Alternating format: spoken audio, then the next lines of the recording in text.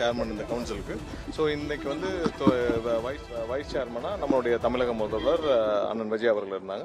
இன்னைக்கு ஒவ்வொரு மாநிலங்களுக்குள்ள பிரச்சனைகள், ஒவ்வொரு மாநிலங்கள்லையும் என்னென்ன தேவைகள் இருக்கு. இப்போ நமக்கு வந்து எலக்ட்ரிசிட்டியில் தேவை இருந்தது, அதுவும் இல்லாமல் இந்த வாகனங்கள் இந்த மாதிரி இருந்துச்சு. நம்மளுடைய லேண்ட், அதாவது நிலங்கள் நிறைய மத்திய பொதுத்துறை நிறுவனங்களுக்கு கொடுத்துருக்கோம். இது மாதிரி ஒவ்வொரு மாநிலங்களும் அவங்களுடைய பிரச்சனைகள், அவங்களுடைய என்னென்ன தேவைகள் எல்லாம் கொடுத்து விவாதிக்கப்பட்டது. விவாதிக்க முடிக்க பிறகு அடுத்த மீட்டிங் வந்து எந்த மாநிலங்கள் வைக்கிறப்ப தெலுங்கானாவில் வைக்கலாமா அப்படின்னு சொல்லி ஒரு சில இதுகள் முடிவுகள் எடுக்கப்பட்டிருக்கு.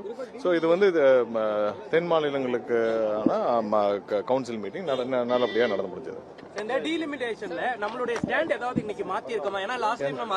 நம்மளுடைய ஸ்டாண்ட்ல எந்த மாற்றமும் இல்லை. நம்மளுடைய ஸ்டாண்ட்ல வந்துட்டு அந்த 543 ஃப்ரீஸுக்கும் அதே 39 தமிழ்நாட்டில் இந்த ஃப்ரீஸ்லயும் எந்த மாற்றமும் இல்லை. அதுல எந்த யாரும் வந்து இதை திரித்துலாம் சொல்ல வேண்டாம்.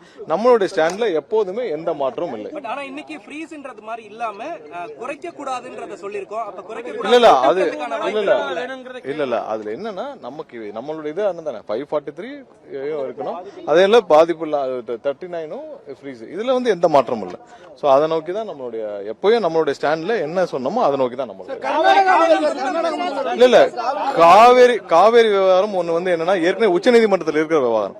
உச்சநீதிமன்ற கண்காணிப்புல இன்னைக்கு காவலி மேலாணை ஆணையம் வந்து மானிட்டர் பண்ணி ஏதாவது இஷ்யூனா நம்ம வந்து உச்சநீதிமன்றம் நிறைய முறையீடுகள் பண்ணிருக்கோம். அதனால அது குறித்து இந்த கவுன்சில்ல விவாதிக்கிறது சரியா இருக்கு. அதனால அது குறித்து எந்த விவாதமும் இதில் நடைபெறவில்லை. இல்ல அவங்க வந்து பல வருஷமா சொல்லிட்டு இருக்காங்க. பட் இருக்கிற அணை வந்து உறுதியாக இருக்குன்னு சொல்லி உச்சநீதிமன்றம் பல குழுக்கள் வந்து ஆராய்ஞ்சு உறுதியா இருக்காங்க. நமக்கு வந்து அதிகபட்சமாக 152 வரைக்கும் ஏற்கனவே உத்தரவிடப்பட்டிருக்கு. அதுலயா வந்து தீர்வு காணவில்லை.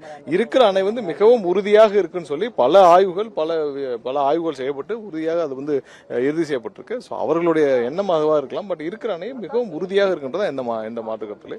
காவிரி விவாதத்தில் அது இங்க விவாதிக்க முடியாது. ஏன்னா அது ஆல்ரெடி உச்சநீதிமன்றத்தில் இருக்கனால அது குறித்து இங்க விவாதிக்க முடியாது. அது குறித்து எந்த விவாதம் முதலமைச்சர் சந்தித்து பேசியிருக்காரா? இந்த காவிரி நீரை கொடுக்கணும் அது மாதிரி கேட்டிருக்காரா? இல்ல இந்த கவுன்சில்ல காவிரி நீரை பத்தி நம்ம இந்த மாதிரியான கவுன்சில்ல அதிகாரப்பூர்வமா பேச முடியாது. ஏன்னா அது உச்சநீதிமன்றத்தில் இருக்கிற வழக்குல இருக்கிறது. அதனால அது குறித்து இங்க எங்கேயுமே பேச முடியாது.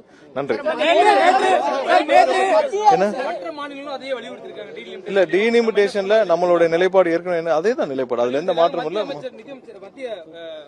நம்மளுடைய நிலைப்பாடுகள் அனைத்தும் சேர்ந்து எல்லா வேறு சில முதல்வர்களும் அதை வந்து வலியுறுத்தினாங்க. கண்டிப்பா நம்மளுடைய நிலைப்பாட்டில் அந்த 543 ஃப்ரீஸ் 39 வந்து நமக்கு இதுல எந்த மாற்றம் தேவையில்லை. அதே மாதிரி தான் கேரி அவுட் பண்ணணும். இதுல எந்த விதமான டீலிமிட்டேஷன் இப்ப வந்து சரியா இருக்கிறது. அதே தான் வந்து நமக்கும் தேவை.